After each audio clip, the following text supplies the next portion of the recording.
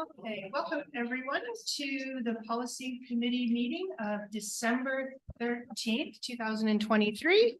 I would like to begin this meeting by acknowledging that we are privileged to meet on the unceded and ancestral territories of the Squamish and St'át'imc nations. And we have an agenda recommendation.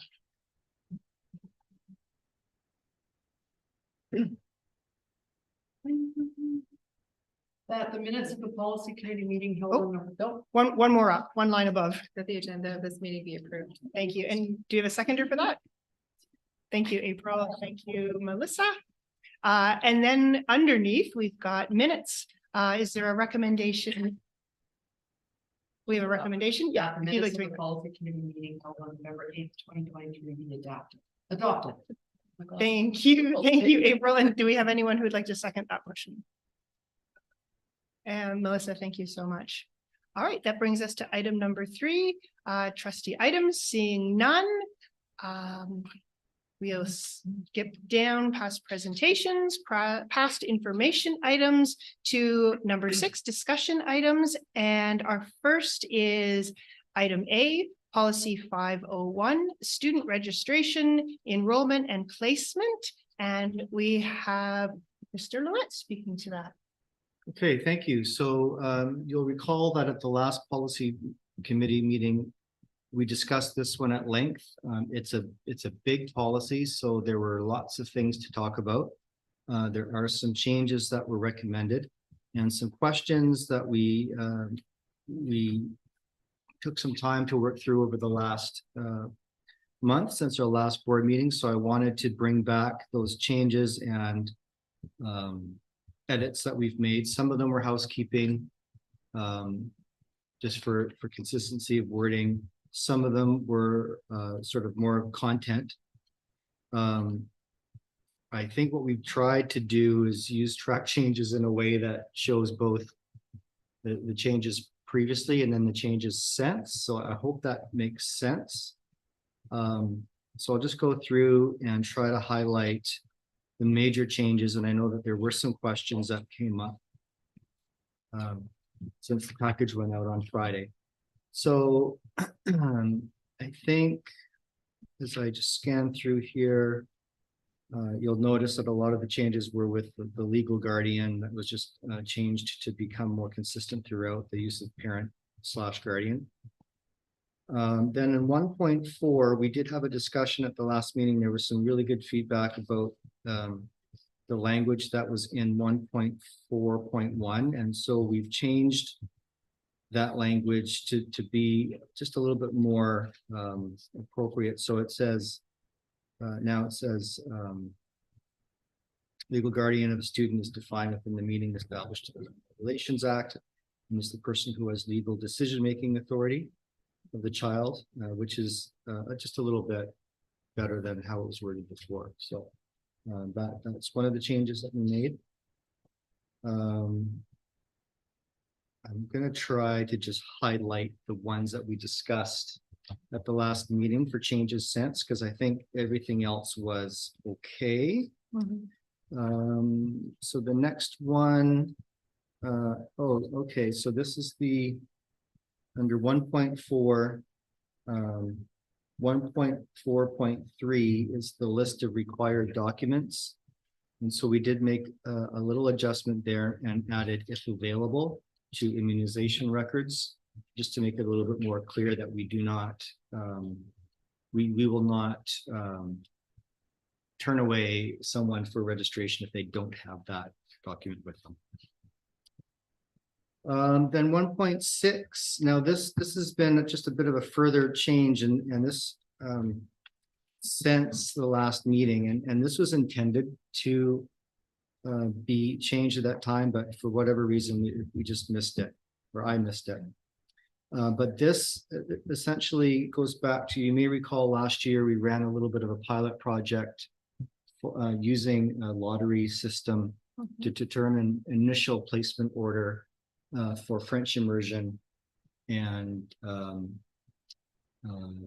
enrollment at Valleycliff Elementary School, because of the fact that particularly at Valleycliff, they are restricted on space and have an enrollment that is very close to their maximum capacity at the school. And so the intent there is to use the web form that we call it. That is the first opportunity that opens up for new registration. And it's kind of a pre-registration process. And the purpose of that is to establish priority order. So it's actually only open for 4 days. That's been our practice over the last several years that we've used it. And the idea here is to create a more equitable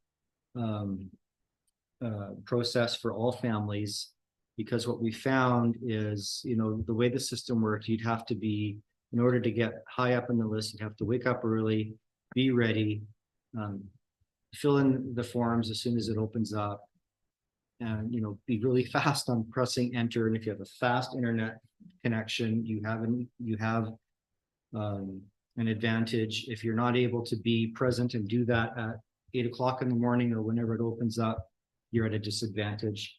And it's not really fair to all parents. So we felt that, and it worked well last year with our pilot. So the idea here is that we're going to use that lottery system for everybody, for all programs, for those folks who pre-register using the web form. So that's the initial process.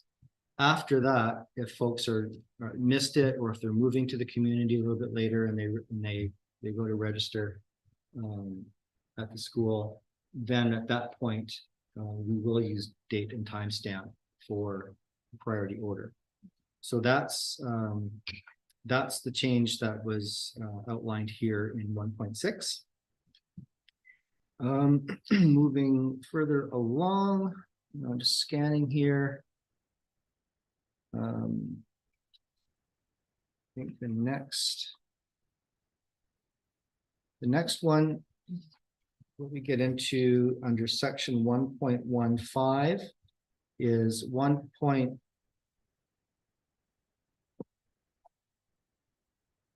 I wonder if that's a problem with numbering.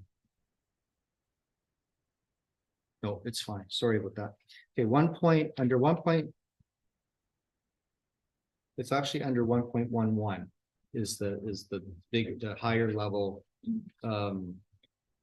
item, and then the sub level is 1.16.1.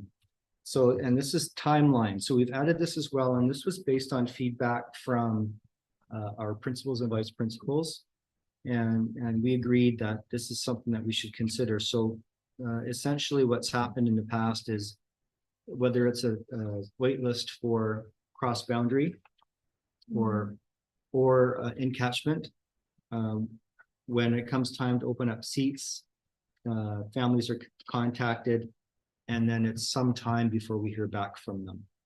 And because there's really not a formal timeline that we've provided, except French immersion, we do let them know that there's a timeline.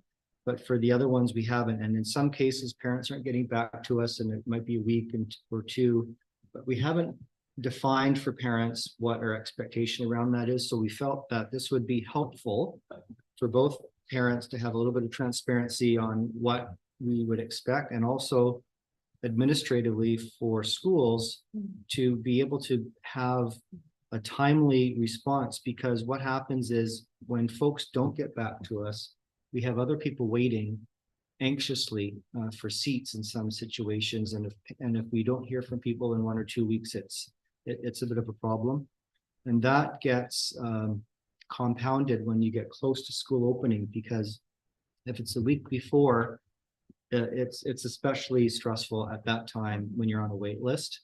And if we contact a family and they say, yeah, we'll get back to you, and then we don't hear from them, it's a problem. And so we agreed that it would be important to provide this expectation. In practice, this would give principals a little bit more certainty in working through this. Historically, we've always provided 1 week for French immersion, because it's a program of choice. We've heard from parents once we give them the call that they sometimes need a few days to think it over because they may have had a change of heart. So we felt that in terms of the timing, we usually make those phone calls in late winter, early spring. And at that point, a week-long timeline is reasonable. So we thought we would stick with that timeline because it's a bigger decision. In terms of the other, where it says 48 hours to accept a seat from the wait list, that's more for cross-boundary or a catchment wait list, which doesn't need as much time. If you've applied for a cross-boundary, that it's likely that you're wanting that cross-boundary. So that's why there's a time difference there, but we're certainly open to talking about that. Then I described in the week preceding the first day of school, we've set the timeline to 24 hours for all wait lists, including French immersion, because it's just more of an urgent matter at that time.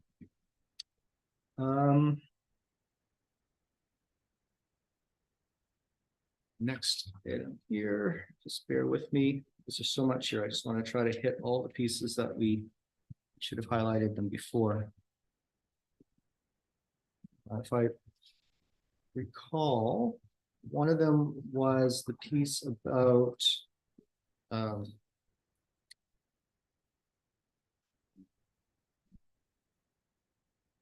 just going blank. Okay, while I'm thinking about that, there's another new piece in here since last month that is brand new legislation.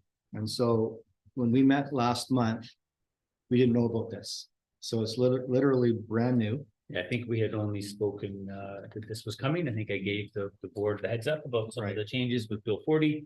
And then as Paul's saying, since that meeting, we actually have the legislation now. So yeah, hopefully back to you, Paul. Yeah, no, that's great. I might ask you to speak more to it because I know that you were more involved in it, but I'll direct your attention to section, again, under 1.11, it's subsection 1.14 on the third page. And so this is the section regarding a First Nation being able to designate a school of choice for students of Indigenous ancestry, who are living on reserve. So the First Nation would have the opportunity to let us know which school that they would prefer. And if students were to enroll in that school, they would not need to do a cross-boundary. They would have higher priority for that school. I think there's probably more to it than that, and I'm going to let Chris fill you in on more of the details if I've missed anything. Yeah, no, thanks, Paul. So purposely, we kept it at a really high level for board policy because, of course, legislation does supersede board policy. There are more details to come around specific procedures that we're just waiting for. But in a nutshell, and to be really clear, this is because at the time of catchment, it's a recognition that at the time of the provision and drawing out of catchment areas, First Nations were not consulted. And so you had folks living on reserve who that might not have been the catchment area school that would make sense for the nation. So it's a part of Truth and Reconciliation. And it does not mean that individual families determine a different school than their catchment area. It's actually the First Nations leadership that will make that decision. So we will wait and we will hear back from the nations. So Squamish Nation will determine that for elementary school in Squamish, it's X school. Of course, we only have one middle and one high school. So we have a bit of an easier time of it in some of the larger districts with multiple schools. And then, of course, for Lee Watts and Kwakwa, Malcolm First Nations, they will also designate their schools. And again, in Pemberton and Whistler, the choices are more limited. So we're not anticipating any issues. And again, they still have the right to attend their catchment area school.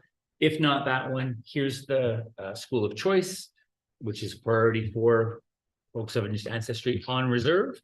And as it says, if a family would like to make an application to go to a different school rather than the First Nation school of choice or their catchment school, regular applications apply.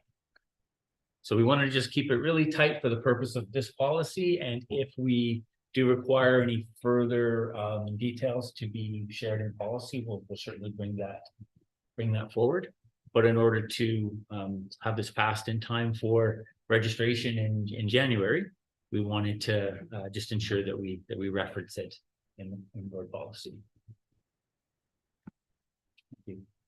Thanks, Chris. Okay, and the other piece that I was gapping on is 1.23. And it's the last item before number 2, out of district students. So I think it's on the 4th page. Maybe the 5th page. 5th page. And yeah, so this is the piece about cross enrollment of students in K-7. And we had a discussion about this last time, and I did some research, and I found some language in the ministry funding policy and also in their handbook for online schools that was helpful. So I took a bit of a different approach with this one to try to make it a little bit more clear. And so it reads, the Ministry of Education and Child Care funding policy does not support the cross enrollment of K-7 students with other boards or education authorities. It goes on to say, to meet the needs of a student, a board may decide to share a student's educational programming with Sea to Sky Online School. However, the full-time enrollment will remain with one school only, the school of record. And typically that's the neighborhood school. So as far as the Ministry of Education goes, a K-7 student can only have one full-time school of record.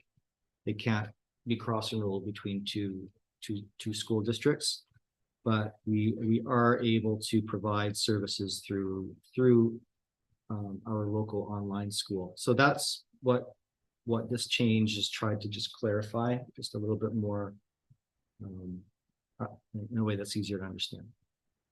And I think that takes care of the I mean, there were other pieces, but those I think are the ones that we discussed last time that needed a little bit more work and revision. So if you have any questions, I'd be happy to. Hey, Paul, thank you so much for your work on that. I will open it up to questions. I don't have a question, but I do Yeah. have, part of the sentence doesn't make sense to me. The very first paragraph, to any person of school age who is resident in British Columbia and whose parent guardian is resident in British Columbia, is that correct, or does it need 2 A's in there? The opening paragraph. A resident in British Columbia?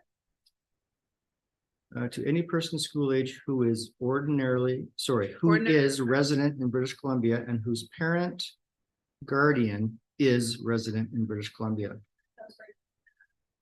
Is that correct? It doesn't need an or a, is a resident of British Columbia? That's the way that. So resident can be both used as a noun for an individual, being the Yeah. person. Yeah. Resident is Of the also province. Yeah, yeah. So, but resident, if you are resident, you can say you are resident in Pemberton. You're also a resident of Pemberton. So okay, it's one of those words that has two okay. meanings. I'm And it comes resident right. in Yeah, Squamish. agreed, though. It's Yeah. I've only ever heard it the one way. Yeah. Okay, thank you. Mhm. All right. Anyone else? Yes, let's go ahead. Thank you for your work on this one, Paul. This is a big one. I'm sure it took Mhm. up a lot of time. So, and appreciate the opportunity to look at it over the course of 2 meetings. So I just had a couple of points, which I'm hopeful that Chris has forwarded on already. Did he or? We talked about it. I haven't seen it in writing. Okay. So I have- Yeah, no I problem. And missed it. maybe I can just forward that on to Paul just to make it easier. I have it open in front of me now. So the only comments that I had were in 1.1. Ordinarily wasn't crossed out, but it is crossed out in that first paragraph of the policy. So I think it's just something that was probably missed. If we're going to strike it out above, perhaps we should strike it out below as well. Yeah, that one's an interesting one because there's language, for example, in the School Act where it's quoted in the opening paragraph. It doesn't use resident, or sorry, ordinarily.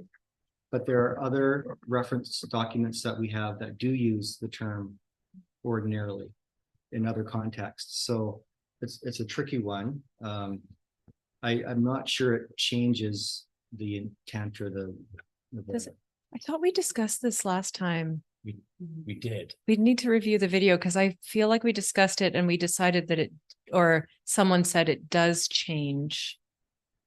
So anyway, I'll leave it with you. Just something to think. I think that's something to check because if we're striking it out above, it We're just seems. speaking for consistency to make sure we're using the right language. But and consistent. I language. remember one of you said that ordinarily does actually change it. So I think we should just, maybe if we approve it today, approve it Yes. with just give you guys one more chance to figure out if it's needed or if it does change things one way or another, Right. probably in those minor circumstances that it would come up. Okay. The next one was 1.4.1. I was just wondering if it should say legal decision-making authority for the child instead of the child. Sure. Yeah. I Easy. think that's a good suggestion. Housekeeping That's change. nicer, yeah. So thank you for the explanation about 1.16.1.1 and 0.2. My recommendation on this, it wasn't apparent and it's helpful to hear the explanation on why there would be a difference for people, a difference in the length of time allowed for people considering French immersion versus another program. And I just wonder if it would be beneficial to just have it be the same length of time. 48 hours might not, if someone's away or out of cell service, 48 hours, it seems like a bit too tight. So I wonder if lengthening it for that first group and making it the same for French immersion and otherwise, so then people don't think, well, why are people in French immersion getting special treatment or considering French Right. immersion getting special treatment? It just might prevent. Yeah, it's a good point. And I think, as I said before, one of the reasons we differentiated it because in our experience, we've had a lot of families say that they needed that little bit of extra time. So we wanted to kind of honor that. Yeah. And the other thing, if this might be helpful, is the 48 hours is really from when we can confirm that the parent received the offer. So if we send an email into, the internet, we don't receive a response. We don't know that they actually saw the email. So really that's intended to say, once we know you've seen the email or we've talked to you on the phone, then you have 48 hours to make your choice rather than from when we hit send on the email. So that would be part of our administrative procedure. So I don't know if that helps. I think that's totally reasonable. I still think that people reading this might wonder why there's a different level of privilege for people considering the French immersion program. We could add more language to explain why we've done that. Make it Or just make it the same. okay. Well, sure. I mean, this is my recommendation based on our feedback from the field. So I think one of the concerns, maybe my question would be helpful, is a week when we're so catch those opportunities to say yes to a request to get schools up and running. The difference between 48 hours and a week is actually quite a long time when you're coordinating with a number of schools, because with one positive response, that has an impact on the wait list, or if it's a no, you have to go back. So it's really about some efficiencies that have worked in the past. And I think that my recommendation is further explanation as to it's 48 hours And we could consider 72 if that's helpful, but I'd want to speak to the principals and clerical on how this may work. To be clear that upon confirmation, that you've been provided a chance to make a decision, because most folks who want to, if I may, just most folks who want to make a change to another school, they're pretty clear what they want to do, and it's really quick, a yes or a no. French immersion is, oh, okay, well, gosh, now that we know we have the choice, sometimes they take a little bit longer to decide. So we wouldn't want to give them less. I'm just not sure if operationally giving folks a week to decide on a yes or a no to a waitlist request, that I think might cause some concerns. I think my advocacy would be to make it something like 72 for everybody, because if you've gone to the trouble to apply for a French immersion program, I mean, I don't know, 72 hours seems reasonable. If you've gone that far in the process of trying to get your child into a spot, you should have all of the information required to make a decision. Anyway. Well, it would be helpful for us if it was less than a week, but I just feel that's like the- the differentiation, like, why do people considering French immersion have the benefit of more time? That to me feels not fair, maybe. Yeah. Sorry, Paul. No, I'm making your life harder. That's okay. I'm just providing the feedback based on our experience from doing this work, and that's where the recommendations came from. Just from reading, as somebody reading it, that seems like a strange privilege to have just because you're considering French immersion. And I would even go as far to say is that if 48 hours is what's operationally needed, make it that for both of them. People can get their lives together and decide, what they want to do, but to give more time to one set of people than another set of people for an arbitrary reason feels weird.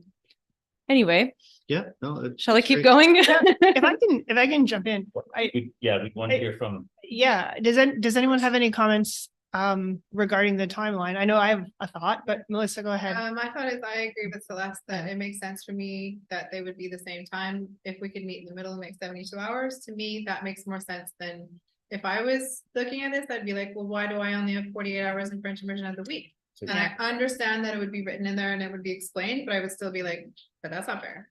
Yeah, I agree with Celeste and Melissa as well, although I should let someone else speak to it before I speak. I would just concur that if it's operationally feasible, just make it so. And Okay. and I guess, April, go ahead. Yeah, I don't disagree. I think that the 72 though maybe is the number we're looking for rather than putting everybody back to 48. That was going to be my next question. Is that acceptable? Yeah, I think that's totally reasonable, just as long as it's the same. And I think, again, if you've gotten to that point in the process, 72 hours is probably enough. A week is an awfully long time, like you've jumped through a bunch of hoops by that point. I think we can make that work. And yeah, I was gonna ask if from the principal's perspective, you think that is I think we can make that work. 72? Okay, okay. All right, any other Great. comments or I think I have one more. concerns? Yeah. Erring on being, providing families more time as they requested in the past, so that's why we were. And I think understanding the idea that the 72 hours, if that's what the number is, occurs from the time they acknowledge receipt, then that, I think that seems Yeah, quite I fair. think we're okay. Yeah. And it's something that can also be published at the point of registration. Just so you know, if and when you're offered a spot, you will have 72 hours. So it gives them a heads up that they're going to need to That's do right. whatever reading that they need to do. So it's not a surprise. That's right. All right, Celeste, go ahead. One I'll more. just Oh. bring to everyone's attention that we have a few more items and 15 minutes left in this meeting. Okay, I have like one more comment and Yeah, then like no. none for the whole rest of this. Oh, meeting. Okay, go There ahead, appears to Celeste. be an unneeded comma after French immersion in 1.16.12, but maybe it will go away if those two are combined anyway. So that problem will be resolved and I'm done. That seems like an easy one. 1.1612 will disappear Amazing. altogether. Okay, thank you so Okay. much for your work on this, Paul. Okay, Celeste, thank you so much for your comments. Always very helpful. Absolutely. Okay. All right, and you, Paul and Chris, you feel like you have enough information to take away? Yes, and we're hoping for this to go ahead to the meeting tonight, Yeah, because we need to get this advertised before the Yeah. holidays and Okay. all of that. so, It's time sensitive. okay, so we will, We'll do the motions. and will we do that at the policy meeting or at the open board meeting? Would you want to move it to the open board? Yes, okay. Okay, great. Okay, well, Archie's getting that organized. Why don't we move on to item B, policy 709, public interest disclosure, and Danielle, that's you. This one's super simple. So 2 days before the Public Interest Disclosure Act came into effect on December 1st, 2023, BCPC sent out an updated policy to school districts, and they let us know that the act does not apply to trustees. So the only change in the policy is removal of trustees. So we're seeking approval for the change to remove trustees from the policy. Any comments or questions? All right. Seeing none, and I don't think we have a lot of wiggle room on this one as it's coming from higher sources anyhow. Let's we'll include that one in the motion as well. Okay, great. Okay, well, we'll move on to item C, policy 807, inclement weather. And Chris, this looks like you. Yeah, thanks so much. Thanks. And apologies for the title. It's inclement weather and school closure. Ah. And this is a policy that is just under review. We've made efforts to align policy around proper numbering, so that it's easier to reference specific points of the policy. So I took the liberty of making that a little bit clearer by having specific headings and with the specific information, I hope a little bit clearer for the public, as well as changing some of the order around, because it just felt like the notification should come at the end of the policy. So again, the changes were really in numbering and a few word changes. And just to let the public and obviously the board know that in terms of number 3 under staff safety, that's an operational matter where we have alternate locations for all staff to go to if it's safe for them to do so, because of course you want to ensure that not just our students and our families, but obviously all of our staff are also safe during weather events. And we fixed a link, the last bus transportation, it went to bus breakdown by mistake. Now it's specific to inclement weather for buses. Okay, perfect. Yes, thank you very much. Are there any comments or questions? April? I don't want to open a can of worms or anything like that, but when a statement is made, unless it's impossible to operate them safely, what would that, give me an example of why we would close? So a roof collapse. So under Okay, age out of snow and structural That's a good one. damage, things What we- about if there's no, like the toilets aren't flushing or the pipes are frozen? Like I can think of so many things, and I don't know if this is very clear as to what an unsafe condition. Obviously, if the roof collapses and you can't go in the building, but there are other things that happen and some people would think it's unsafe. There certainly are, which Yeah. is why rather than trying to do an exhaustive list. Yeah. I asked you, that's delegated through me with my team to facilities to make that Safe. determination, Okay. whether it's safe or not. Because you hear a lot, like people, when a school is kept open, you always hear all of the chatter, right? Yep. Only in Squash. And Kind of yes, things, and right? again, it's because we're very fortunate to have It's the, knowable. yes, and the Ministry of Highways do a Yeah. beautiful job of clearing our way, whereas in Metro Vancouver, that does not happen, and Mm-hmm. you literally cannot get to work. Some folks might remember, there's been days when Yes. where I currently live, I've been unable to get to work. Right. If I could get to the highway, I'd be fine, but I can't get out of downtown Vancouver. And again, as it says very clearly, we also would work on an altered schedule. So again, we keep our schools open for the safety and security and opportunity for families to have a safe place for their kids to go if they need to get to work. And I think that's something we really want to continue to support. But again, in any situations where it's unsafe to do so, we would close the school. In the example of access to toilets, however, we've also been able to at times bring in portables or have enough to keep it running. So we make those decisions as we go, and sometimes we close schools early if we need to as well. And I'm not, like I said, I'm not trying to open a can of worms, and I'm not saying it. I understand that it's an operational system, but inevitably when our schools aren't closed and others are, as a trustee, we will get emails. Yep. And, you know, once again, I just want to know how, you know, beyond call the superintendent, to deal with those, because they do come. Yeah, I think the answer is, because of our snow plowing opportunities and accessibility, if it's safe to get your child to school, that it says here, that's a parent discretion. And if they don't feel safe to bring their kids to school, we absolutely honor and support that parental decision-making. And same with our staff. We have alternate locations for staff, and if they are unsafe to get to a site, we want to keep them safe and would ask them to stay at home as well. Any other discussion? All right. Seeing none, thank you, Chris. I think that this is looking good to everyone, and so I believe we can add that to a motion to take all three of these policies to our public meeting.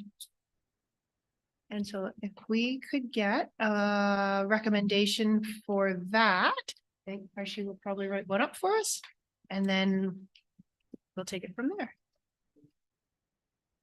All right, there it is. I see it. Is there anyone prepared to make that recommendation?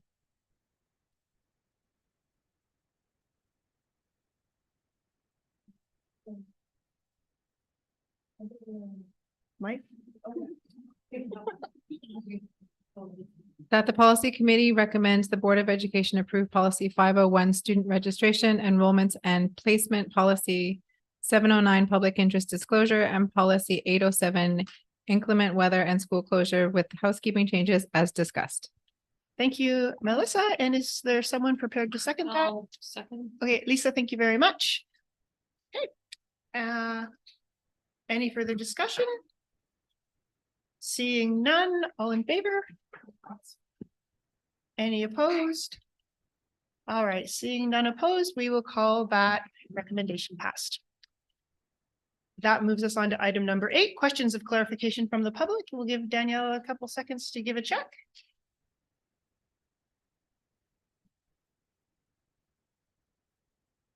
There's nothing. Okay, seeing nothing, I will say that having completed all of the agenda items on this agenda, we can call this meeting adjourned.